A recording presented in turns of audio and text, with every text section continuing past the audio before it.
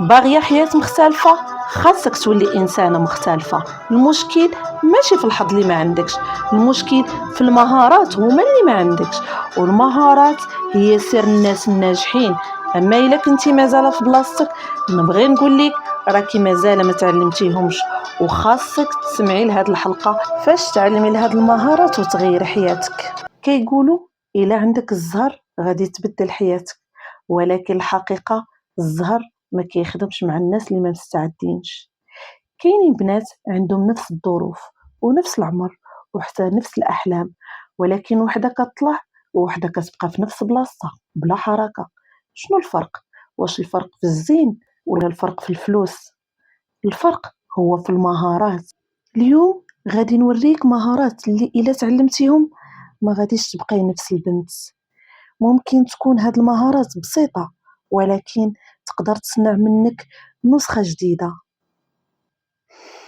وأول مهارة هي أنك تثقي في راسك، حيت إلا ما أمنتيش براسك حتى واحد ما غادي يأمن بيك. وحيت الثقة ما كتجيش بوحدها، كتجي ملي كتوفي بوعودك مع نفسك، ملي كتقولي غادي ندير الحاجة وكديريها. وإلا ما بغيتيش نفسك غادي تبقاي دائما ترضي بالقليل. احترمي وقتك وما تسمحي لحتى شي حد يهرسك. المهارة الثانية هي تعلمي تقولي لا. لا لأي حاجة كتأذيك، لا لأي شخص كيقلل منك، لا لأي حياة ماشي ديالك، لا ماشي ضعف، لا قوة. حيت حياتك ديال اليوم هي نتيجة ديال واحد القرارات اللي درتيهم البارح، وما تبقايش حيرة. القرار حتى إلا كان صعيب كيبقى أحسن من أنك تاخديه غلط وتبقاي ندمانة عليه حياتك كاملة.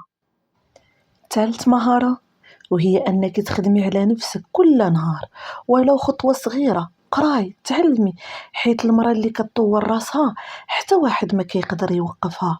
إلا وقفتي التعليم حياتك غادي توقف. طوري ذاتك وطوري نفسك، ولو غير 20 دقيقة يوميا تقدر تبدل لك حياتك. رابع مهارة وهي الصبر والتركيز، حيت التغيير ما كيوقعش في نهار، ولكن كيوقع الا ما حبستيش. والنجاح كيحتاج طاقه كبيره وكيحتاج تركيز كبير. نقصي من التشتت، نقصي من التليفون اللي هو اكبر سارق للاحلام ديالك، وركزي ركزي على حاجه واحده حتى تكمل.